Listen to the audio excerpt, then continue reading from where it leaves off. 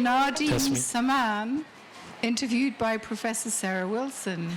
This is already 3/4 of the evening has passed, and so we've all drunk a little bit of champagne, and we're going to make this extremely jolly. Now, it's very interesting because I was given little questions to ask Nadim, but in fact I know him excessively well. He came to my MA as a very postmodern young, I don't want to say young man, that's a very funny thing to say, to do that.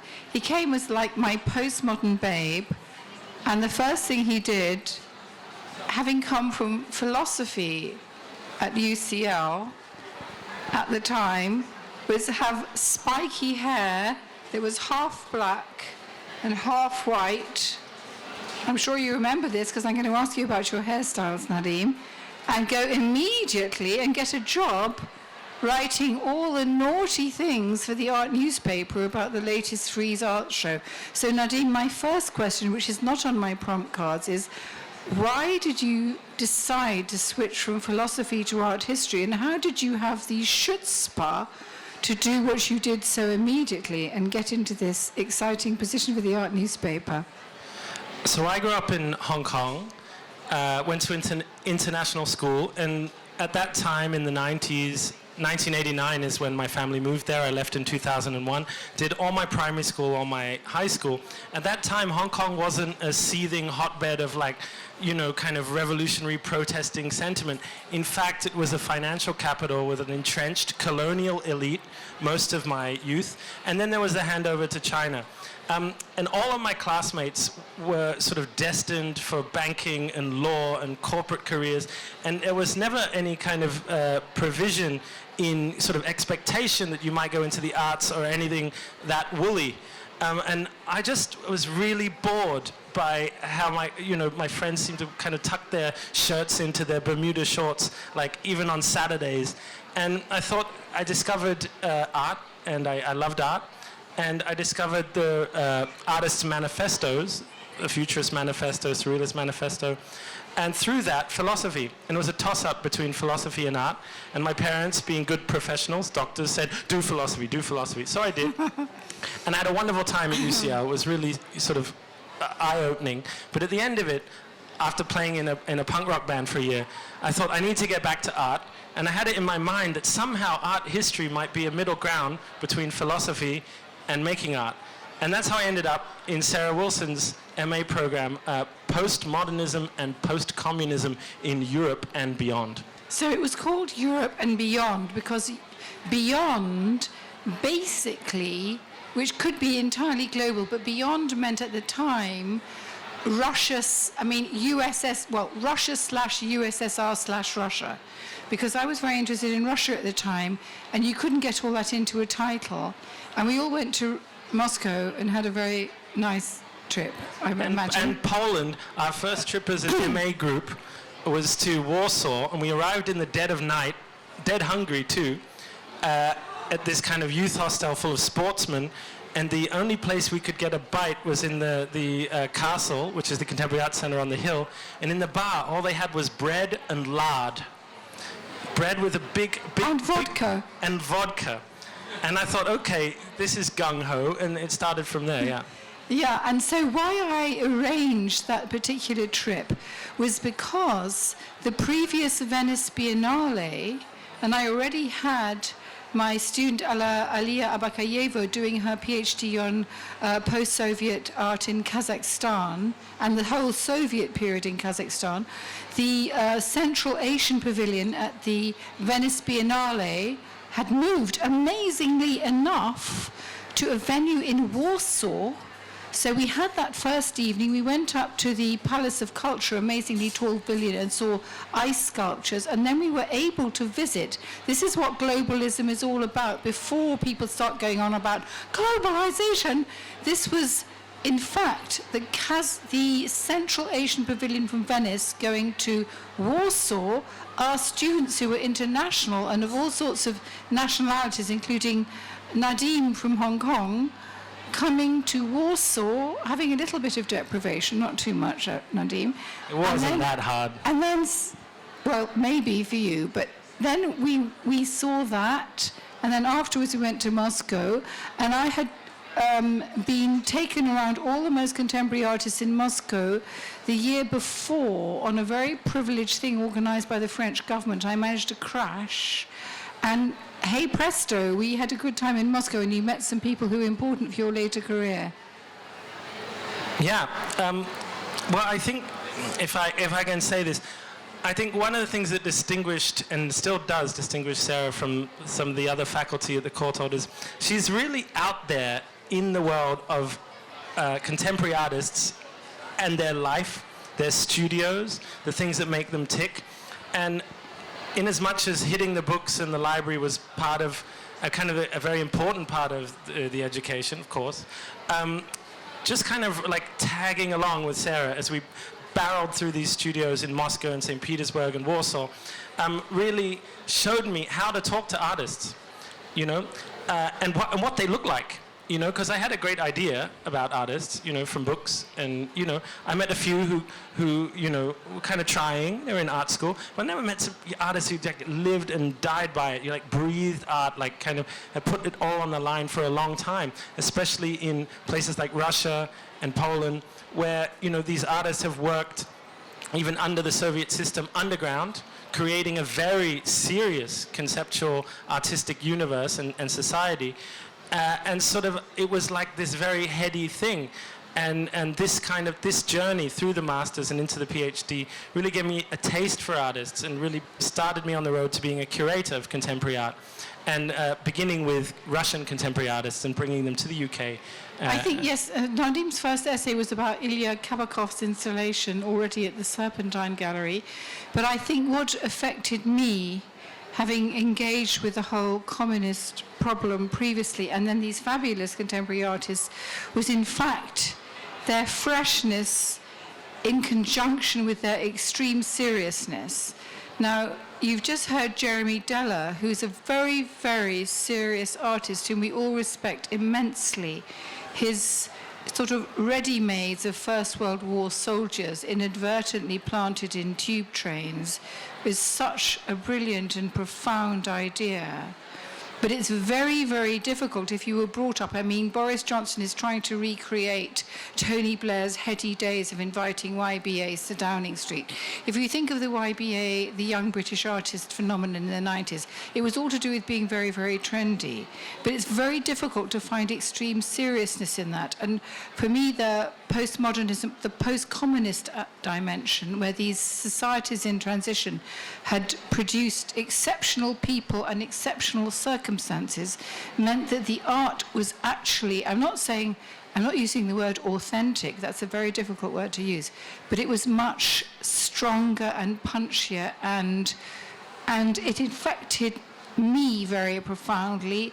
And by definition, when I took my students, it affected them very profoundly. And I think Nadim would agree, because all his curatorial career subsequently, which followed, of course, his PhD, which he did for me, has been to do with, even with a light touch, serious issues. So perhaps, Nadim, although it's not on our little cards, perhaps you could say, for example, your chapter of your thesis about Grisha Bruskin in the new Reichschancellery in Berlin, where you now live. I mean, this transition from a Soviet artist who's like, by chance, #1 in the Sotheby's sale to that commission, the whole thing is very, very deep and profound. And so maybe, Nadim, you could, we're improvising this, we're winging away, we haven't rehearsed, but maybe you could say a little bit about what you learned that affected your PhD, which was very important for your future curatorial career. Sure. Well, I think it's quite instructive, the title of the MA, Postmodernism and Postcommunism in Europe and Beyond. And I think actually the rest of my career after the PhD has really lent on beyond. Someone like Grisha Bruskin, who she mentions, was a young underground artist in the late Soviet Union who was catapulted to an international sort of platform at a time when Russia was opening up and the market arrived to kind of see what kind of art is being created in the Soviet Union at this time of openness. Through that, he was given a commission for the rebuilt Reichstag, to build more or less the VIP room in the Reichstag, and actually kind of sort of present or stage, in a way, the spoiler of the Soviet Union for this new kind of sort of post-Cold War parliament.